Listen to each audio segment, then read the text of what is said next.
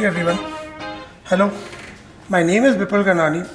I'm Principal Engineer at Dream11. Today we are going to talk about how we have re-engineered our Kafka consumer to process millions of messages at Dream11. In this presentation, we'll talk about our journey of writing a low-level Kafka from the high-level Kafka consumer to our low-level Kafka consumer, which is super scalable and reliable. Towards the end of the presentation, we'll talk about the library which we have built on the top of it, and there's some exciting news at the end of the presentation, so please stick with us. Thank you. Before that, let's talk about Dream11. So how many of you know about Dream11? Like, they have installed the app on their phone, like, or have played. That's very low, but we are the world's largest fantasy sports platform. As we speak today, first about Dream11, Dream11 allows you to create virtual teams using the real players and the real matches on which you can compete with your friends by paying entry fee, and after the match ends, so you can win prizes depending on your relative ranking. As we speak now, we have more than 230 million plus registered users on the Dream11 app. User can play 12 different sports. Our peak user concurrency was more than 15 million plus in the last IPL, and this IPL we are hoping to breach that number as well, which is starting from this Saturday, 22nd of March. On a daily basis, we are inserting more than 40 terabytes of data that can tell us the amount of the importance of the Kafka at Dream11 and the consumer that we have worked upon to achieve this kind of scale. On a daily basis, we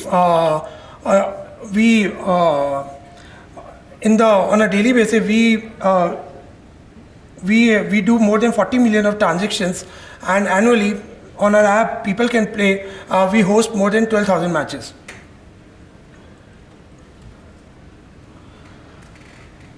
Now let's talk about our Kafka journey. So initially when we started with our writing Kafka consumer, our scale was not that high, and hence our requirement was not of fast processing, and few of the Kafka consumers were not in the critical path. In order to meet the requirement, we wrote a very high-level Kafka consumer using the standard Kafka consumer library, in which we first polled records and then process message sequentially, and after the message processing completed, we committed the offset synchronously. So in this meta requirement at that point of time, but with the evolution, with the increase in the Kafka users at Dream11, our Kafka consumer our Kafka consumer now had different kind of requirements with fast processing, and in some cases we could not afford any kind of data losses. So hence we started facing few of the challenges with our traditional Kafka consumer. Let's talk about those challenges. The first challenge was the performance bottleneck. Because of the sequential processing, our message processing was too slow, and we experienced a high number of group rebalancing and the time that it took for the rebalancing to complete. So in Kafka, one of the major performance bottleneck is the group rebalancing, which can happen because of the large amount of processing time, and that we experience from time to time. And whenever rebalancing happens, so in the earlier Kafka consumer library, it was stop the world, and that we used to experience, and when it used to happen, there was the processing used to stop, and that created a lot of performance bottleneck, which with the new Kafka consumer, we needed very fast processing. We also experienced a lot of resource consumption on the broker end due to our consumer, because in the traditional Kafka consumer, we used to commit messages after every poll, and due to which there was frequent commits. If the processing used to happen very fast, so commit used to happen very fast on the broker end, and that created a higher resource utilization on the broker end. And in few of the cases, We also experience the out-of-memory issues on our consumer nodes because of the large processing time and the number required from the broker used to be very high.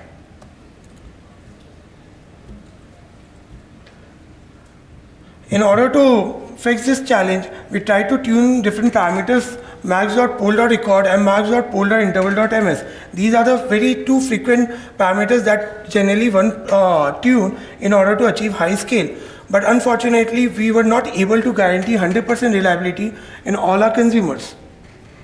So that added one of the other set of challenges in fixing our traditional Kafka consumer. Now let's talk about our first step towards rewriting our legacy Kafka consumer, and we started a journey with the Vertex Kafka consumer. Before diving into this, let me talk about what is Vertex.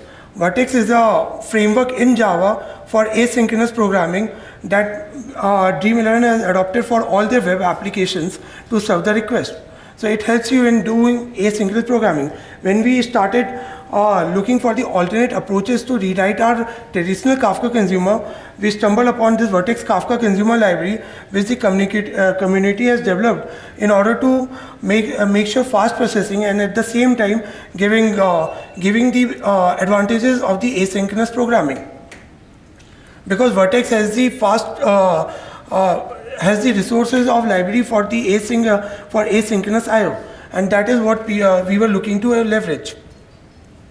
And in this architecture, if we see, we first poll the message, we submit those messages for asynchronous processing and do not wait for the processing to complete, and then again poll for the messages. So in this way, we were able to achieve fast processing because now we are no longer waiting for the processing to complete. So this helped us to solve one of the bottleneck, which was the fast processing in few of our use cases. But then it generated other set of challenges. And in this setup, we also enabled the auto commit to true.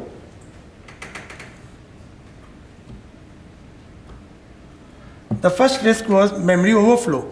If you see in the previous architecture, we are not waiting for the processing to complete. And suppose if your processing takes longer time, then you will end up having more number of messages on the consumer node, and eventually you may experience out of memory issue. So that was the first limitation, which was the risk of memory overflow on the consumer node that we experienced in few of our consumer application where the processing time was high for the messages. The other challenge was the data loss.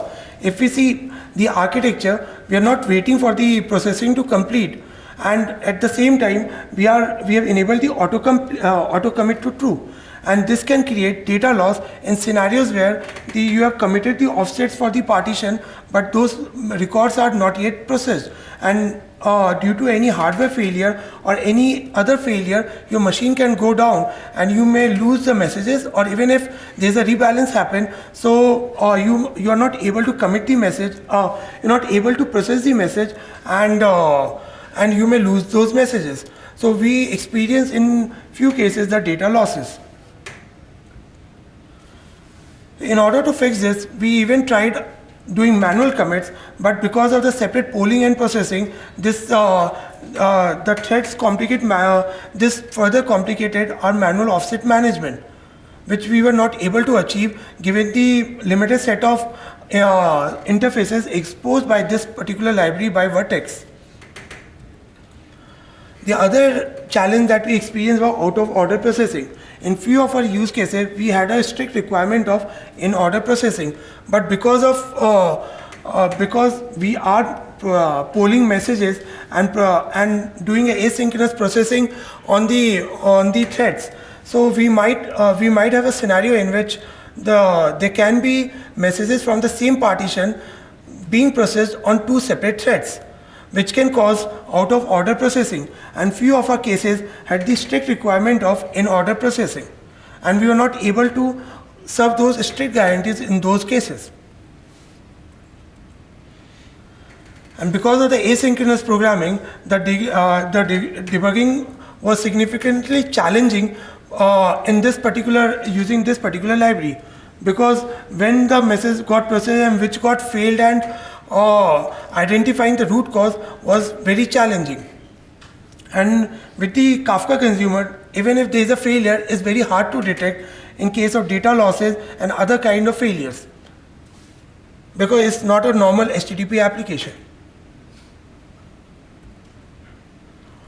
That is when we decided to write a Kafka consumer from scratch using the Java APIs given by the consumer library, and which serves the tenant that I am going to talk about now. The first important tenant is at least once processing, because with the increase in the adoption of the Kafka in the critical path, we realized that the at least once processing or no data loss is a very important. And that is when we decided to make sure that whatever new consumer that we write, we need to make sure that the at least once processing happens, which means that there is no data loss. Because of the high throughput and the varying different kind of throughput requirement, we also needed to make sure that the processing has to be very, very fast. Because we had use cases in the critical flow where it was very time sensitive, and hence in order to cater to such kind of use cases, we needed to make sure that the consumer speed has to be very, very fast, and the throughput has to suffice to the producer speed. At the same time, we need to make sure that we do not put added pressure on the Kafka broker. So we need to optimize the resources used by these consumers on the broker end. Currently, the Kafka consumer scalability, horizontal scalability, is limited by the number of partitions, that you cannot have more number of nodes than the number of partitions. So we also thought to make sure that we enable vertical scaling, because with horizontal scaling, you are limited by the number of partition, but if one node can process more, so that will help us in scaling vertically, and at the same time will require less number of nodes, and with the less number of nodes in a consumer group will put less pressure on the Kafka broker. So that will help us in optimizing Kafka broker resources as well. We also need to make sure that it should be able to handle different kind of workload with different processing time, because with the increase in the broker in different pipeline, we had the use case where the business logic used to be very complex. At the same time, we had the requirement of very fast processing time as well. So in order to cater to such kind of workload, the consumer should be able to handle different kind of scenarios.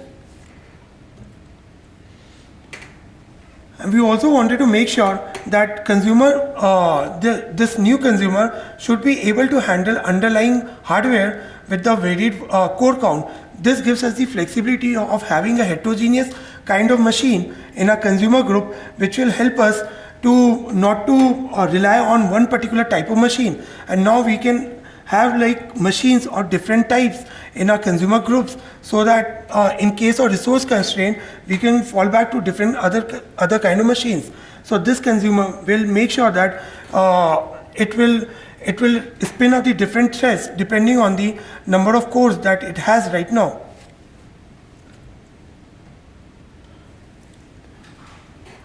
So taking these things into consideration, we arrived on a multi-threaded consumer architecture that in which the key point was we have decoupled the polling and processing and introduced something called fork join pool.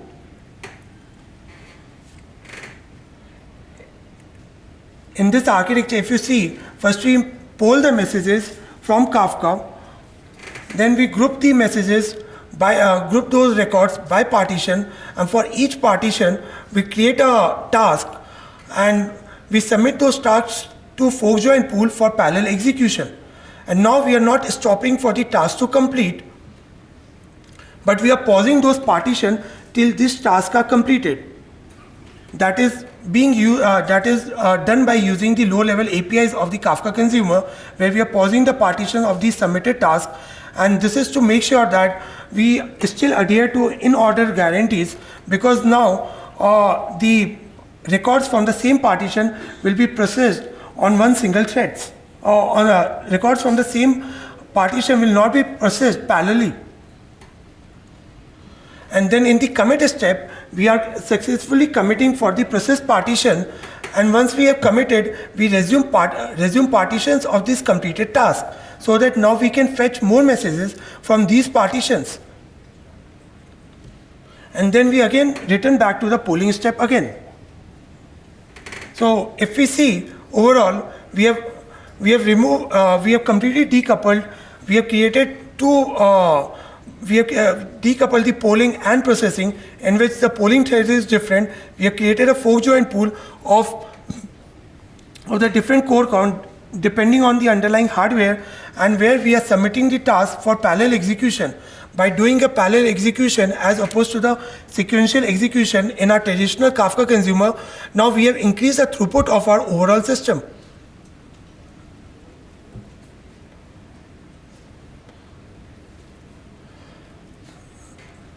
If we see the few key highlights of this redesigned Kafka consumer, first we have completely decoupled polling and processing. Now polling happens very quickly, one after the other, and it's not waiting for the processing to complete.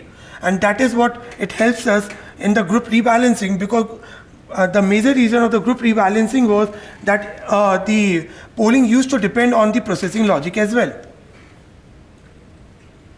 Now we are using manual commits to make sure that we have committed the we are only committing when the records are successfully processed. So this helps us to prevent the data losses. We have also implemented consumer rebalance listener for listening to different kind of events. So if we know about the events that the Kafka broker notifies to each consumer group, which is partition revoked, partition assigned, and with the new in the latest library, it also gives you partition lost as well. So we are now listening to these events, and in case of partition revoked, before giving up the partition, we make sure that we commit the offset for the successfully processed record, so that when this partition is assigned to a new consumer node, it doesn't reprocess the already processed message. So this is how we are making sure that we are not doing the redundant work again and again. And we are also making sure in order processing by making sure that the records from the same partition are not being executed on the two parallel threads by pausing and resuming partition accordingly when the tasks are completed. When the tasks are assigned to executor, we are pausing the partition, and when the tasks are completed, we are resuming the partitions. We have created the fork join pool with a fixed queue size to make sure that if the consumer node is overwhelmed with the set of tasks, we do not submit more tasks, and we keep on polling again and again till the fork join pool is ready to accept more tasks, and this helps us in avoiding out of memory. Now we can handle any kind of complex workload with varying processing time, because now we do not rely on the process. We have decoupled the polling and processing, which helps us in skipping the tuning of the parameters like max.poll.interval.ms. So now we can keep this number very low, and the broker will get the ping from that same consumer node again and again, so that it doesn't understand that this particular node is no longer available. So this helps us greatly in tuning such kind of parameters. Now we can handle even like large file processing to a simple std out kind of use cases as well with this kind of Kafka consumer.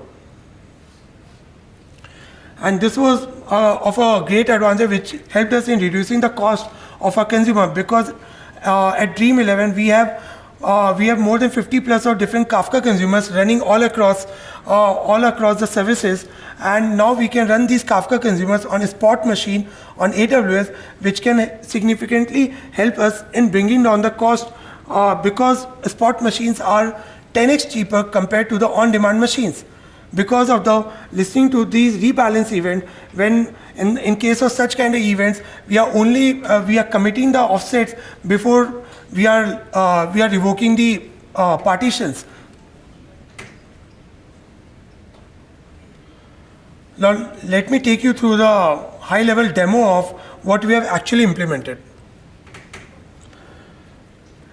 So in the line highlighted by the point 1, you can see that we are subscribing to the topics that we have that the user has given. And in the point 2, we are actually doing a poll, and the poll is the most important function where we talk to the Kafka broker, and that is the only place we talk to the consumer node is talking to the Kafka broker. In point number 3, we have written a method handle fetch record where we have implemented a logic of how to process such records. We'll get into those details in the later slides. And then in the point 4, we are checking what are the tasks which are active, because in the handle fetch record, we are only submitting the task to the executor and we are not waiting for the task to complete. So hence in point 4, we are checking for active tasks and decide which partitions got the tasks for partition got completed and the partition which are still under processing. And in point number 5, then we commit the offsets. So this is how the general Kafka consumer looks like. Now we'll deep dive into each of the methods. In the handle fetch records, we in the point 1, we get all the records. We get all the records from the Kafka broker, and now we are grouping these records at a partition level. And then in the point 2, we have actually submitting these. We have created a task for each partition, and now submitting these tasks to the executor node. Once the tasks are submitted to the executor node, we are pausing the we are adding such partitions in a list to make sure that we pause these partitions. And as we can see in the error handling, if the submission to the executor pool gets rejected, so we are making sure that we reset the offset of these partition again to the original one, so that we poll the data again. And this happens when your consumer node is overwhelmed, when your executor service is overwhelmed because of the high number of tasks. In point 3, we are pausing such partitions for which we have successfully submitted the task to the executor pool. Now, in the active task method, we are checking for each task that was submitted to the executor node, that which task got completed successfully and which task got failed, and that is what we are doing in the point 1 and 2. And then we are identifying what offset that we need to commit for the successfully completed task. And in point 4, for the task which got successfully completed, we are removing it from the active task list. And in point 5, for the partition which got failed because of the XYZ reason, we are making sure that we reset the offset to the original one, because we want to reprocess the data again. And in point 6, we are resuming the partition for the successfully completed task. So this is a very important method where we are making sure that which partition, what is the offset that we want to commit, and what is the set of partitions for which we need to reset the offset to the original offset number to process the message again because of the failure.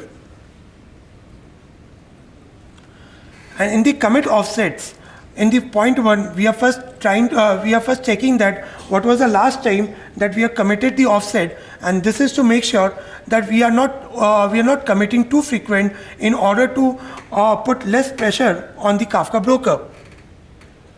And once this is crossing a threshold, in point 2, we are doing a commit sync or those offset that we have chosen to commit that was decided from the last method.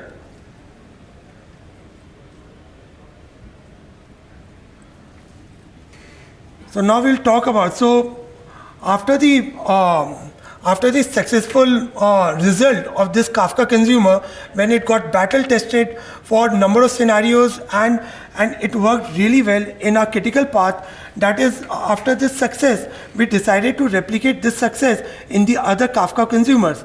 But due to the complexity that we had just experienced through the code that we had seen just now, it got very challenging, and that is when we decided to write a custom built Java library on the top of these low-level details to make sure that we simplify tasks like offset management, error handling, and multi-threading, and allow developers to only focus on the business logic. Otherwise, every developer needed to know and understand these low-level details in order to replicate the same success in their services as well. And hence we decided to provide simple interfaces like easy to use interfaces for processing records, and let them only focus on the business logic, and everything is abstracted in this particular library. And the goal was to increase the developer productivity, because now they no longer need to understand the low-level details and write a super performant Kafka consumer. And this helped us in standardizing the code across the organization in all the different consumers, so that now we also experience fewer number of errors and fewer number of tuning that we need to do. And the interfaces that we decide to expose as a part of this library was iBatch message handler, which is nothing but which allows the developer to implement a method named handle, which is overloaded, which allows you to either process a batch of record or a single record, depending on the developer's need.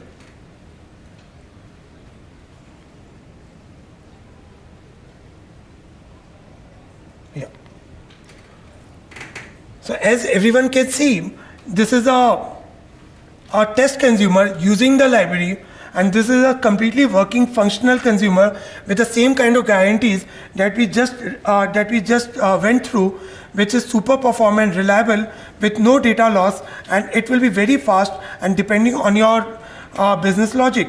And in this consumer, we can see we are instantiating a consumer library with by giving a Kafka property and the list of topic, and implementing the interface that we just talked about in the previous slide. And in that, we have implemented one of the handle method. And in this particular example, we are doing a STT out of those records that we are getting. And this consumer has is like a scale and can work and gives you the guarantee of all, and is super resilient and gives you in order processing guarantee and making sure there is no data loss. So now through this library, we have given the low-level Kafka consumer to every developer's hand without needing them to know the low-level details, which increase their developer productivity by far, and at the same time giving us a lot of advantages by making sure that we do not experience redundant issues or error that we have learned with over the time. And the best part is, we have open sourced this repository for everyone to use. I'm super excited to tell now everyone can go out, scan this QR code, or you can go over this link and go through the code, or you can raise a feature request, give it a try. And super excited to learn more, to know what more we can do in this library. And feel free to raise pull request or feature request, and more than happy to collaborate. Please scan the QR code if people are interested, or we can also talk after the presentation. So that's it. Any questions? So let's go with the questions. Raise your hand and I will bring the microphone. I see you already. First hand.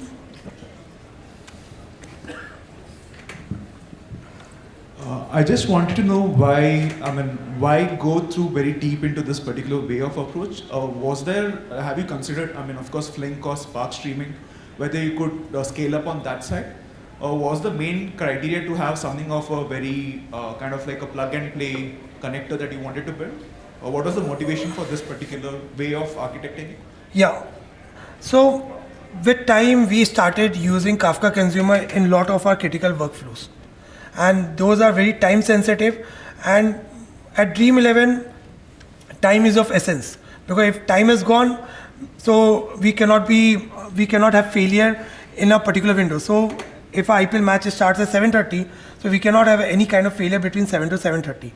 So in order to make sure that we are super confident and relying on those pipeline, we need to know internals. And when we say Flink consumers, so Flink consumer again, like they have the few set of guarantees, but still we do not that is still a black box for us. So in order to have more confidence on the system, we took a bottom-up approach where we make sure that we understand each and every line of the code. So now the Kafka pipeline at Dream11 is powering few of our very, very critical workflows, and those workflows are super important to us. So in order to have the utmost guarantee of that those workflow will work, and now this library is being used in the Dream11 for more than 2 years, and like we are very proud to say that it has never failed for us. So now we have so much confidence, but that kind of confidence is very tough to get when we use very high level APIs like Spark or like a Flink consumers. So that was the reason that we decided to go very deep into the system and understand and figure out our requirement. Because in the few use cases, the latency was also very, very important. And as I said, that we had, like in few of the scenarios, we wanted to debug the system. So in order to debug the system, we wanted to run the same consumer or production on a local. Now, using this library, any kind of consumer can be run on this laptop itself, and it will, because as I said in the earlier slide, it is adaptive to the hardware on which you want to run. So those are the kind of guarantees that we now achieved using this library. Hi. Hi. So when you said you pause the partition while processing, and you said a specific time like 7 to 7:30 you have a huge load. So when you pause that partition, the lag will increase, correct? No. So data influx is increasing during that time, and you are pausing that partition because the hardware is not allowing to do this. If you don't pause, you'll get rejected exception. How you are handling with the lag thing? Yeah. So this totally depends on the kind of business logic that you want to process. Because you are pausing the partition to make sure that you do not process the record from the same partition in parallel. That's the entire mandate, because we want to make sure that in order processing. If you do not pause, you might have a chance where your records from the same partition will be processed in 2 parallel threads. There you'll not have that guarantee of in order processing. Now, if your business logic is a bottleneck, your lag will increase, and there is no way that you can skip that particular scenario. So in order to fix your lag, you need to make sure that your business logic is very fast. And that we experienced such kind of thing, and that we did or achieved by making sure that we optimize the optimization that we have done for the Kafka consumer. Now we optimize on a business logic. And here the business logic is most of the time is a sync in a different database. Now how do you sync? Either like, are you doing a parallel processing? Are you doing parallel processing within the same partition? Because you can do that. Because you have submitted a task, and that task you get a list of record. So you do a parallel stream of that record and write that business logic. So in few of the use cases like where the sync was Aerospike or MySQL, we made sure that we use the asynchronous APIs and process records in parallel and not sequentially from the same partition itself on that particular thread. So we were processing records from the same partition in parallel and waiting for all the future to complete And if all the feature got completed, then we mark that the task got completed. And even if one of the record got failed, we mark the entire task to failed. So those are the very low level details that we started doing once we started experiencing different kind of bottlenecks from service to service. But again, you cannot do any kind of, you cannot work on the lag if you cannot improve your business logic. So hence there the innovation was on the business logic. Hey, can you help me understand the maximum throughput that you are supporting and the maximum throughput, and are there any other use cases where there is no sync, you are processing on the event and the throughput in that particular scenario?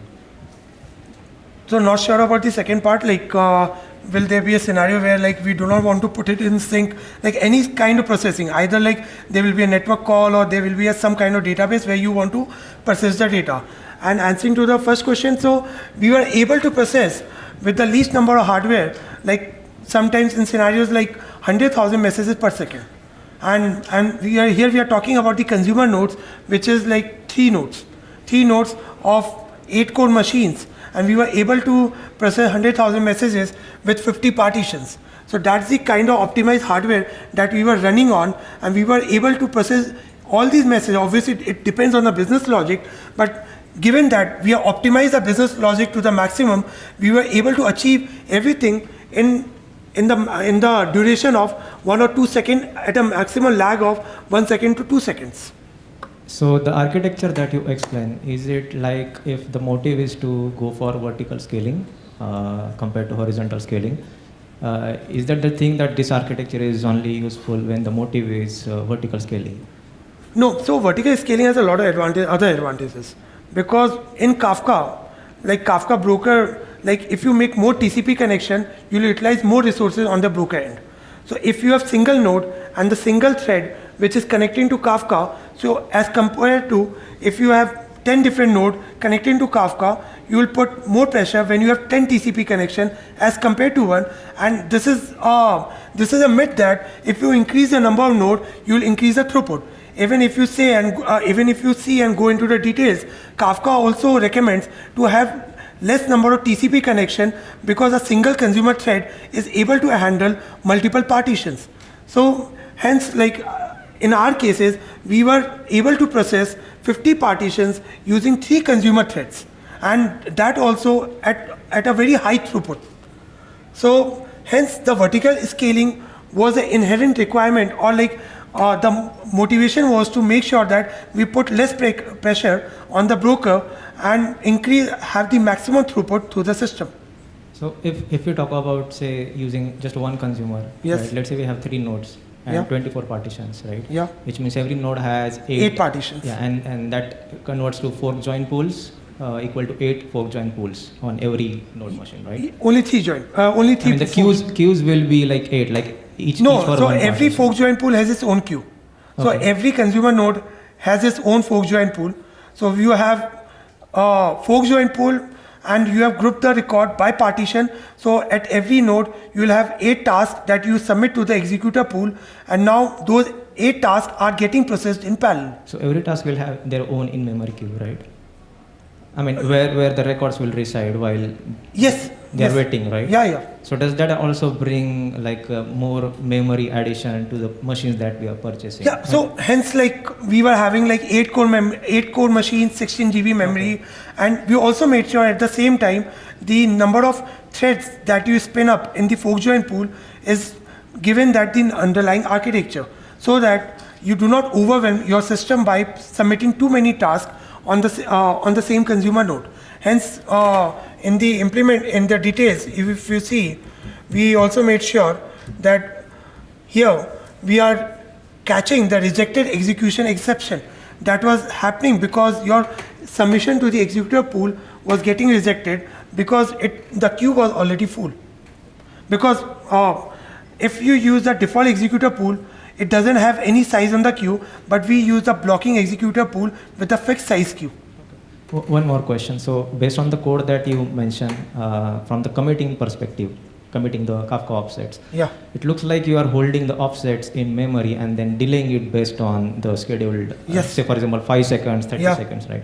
So let's say one of the organization goes with 30 seconds of commit timeouts, which means after every 30 seconds the local offsets are going to commit.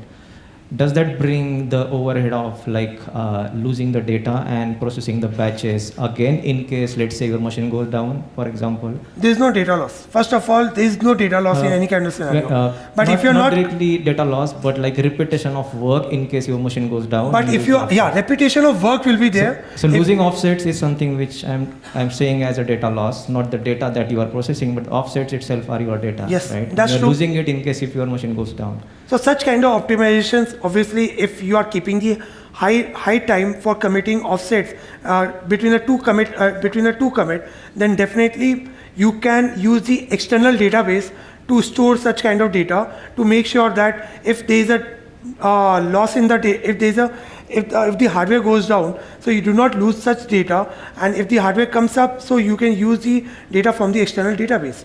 Okay, thank you. Just couple of clarification. So Yeah. first is how vertical scaling, I mean, this is supporting vertical scaling, as it is because you have done the decoupling, that is Yes. why vertical scaling. Yes. Okay, so the worker, I mean the joints where the fork join is happening, so there you will be vertically scaling. Yes. Okay. Because now you have decoupled, and even if there is 8 partition, you can have single consumer node, and there it will only connect, it will make only one TCP connection with the Kafka broker, and now effectively you can still get all the data from the different partition that it got assigned, and you can execute those partition in parallel using the fork join pool. Now, if you increase your number of core in the same node, so you can have the higher fork join pool threads, and you can process more partitions parallelly in that fork join pool. Okay, and this last question, this last clarification. So when you're pausing the partition, so what is the exact condition? So like, are you waiting for the fork join pool to get filled, or like is it whenever you're processing the request? No. So if you see here, here. So whenever we are able to successfully submit the task to the executor pool, now we do not want more record from this partition until the task for this partition is completed. That is when we pause the partition.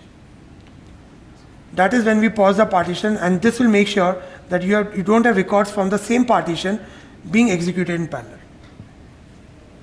Thank you, everyone. Thank you, people, for this amazing presentation. And you can find people later for more questions. Big applause. Thank you, everyone. Go and create your team on Dream11 app in this IPL, because on day 1 everyone will be a winner, and a lucky winner will have Lamborghini.